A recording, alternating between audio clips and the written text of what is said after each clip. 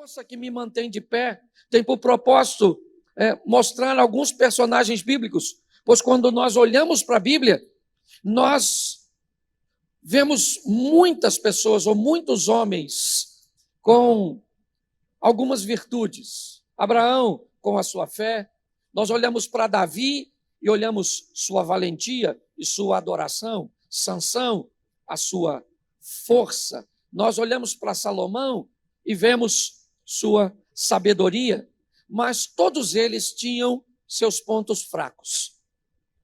Quando nós olhamos para Abraão, nós vemos o medo que ele tem ao chegar no Egito com sua bela esposa.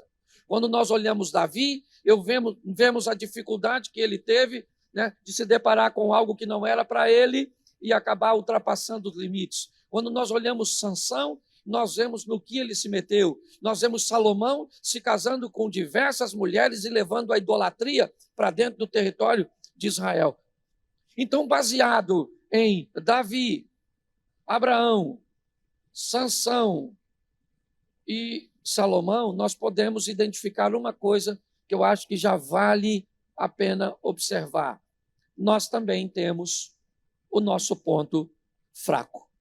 Descubra qual é o seu, e isso vai te facilitar bastante nesse processo de crescimento. Aprenda que, mais que um ponto fraco, existe um ambiente em que esse ponto fraco aflora com mais facilidade.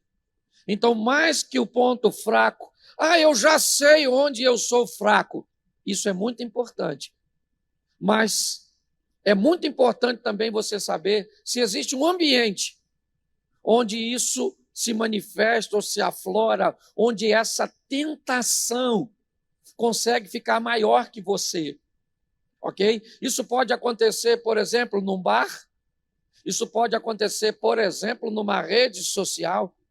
Isso pode acontecer com você na ociosidade, como pegou Davi, o tempo que os reis iam à guerra, ele estava ocioso nos corredores do palácio. Nós podemos verificar que algumas pessoas enfrentarão ambientes sozinhos. Se ficar sozinho, se masturba. Se ficar sozinho, vê pornografia. Se ficar sozinho, sempre a solidão, às vezes, ela não é o seu ponto fraco. Ela é o ambiente onde o seu ponto fraco se manifesta.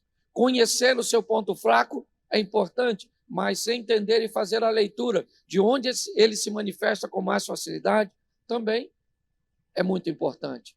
Ou seja, também tem aqueles que, se estiverem sozinhos, vão bem, mas basta se misturar com determinadas pessoas que aí as coisas começam a se complicar. Ou seja, enquanto uns são ou enfrentam seu ambiente de dificuldade de forma solitária, outros com determinadas pessoas que não deveriam fazer parte de sua vida.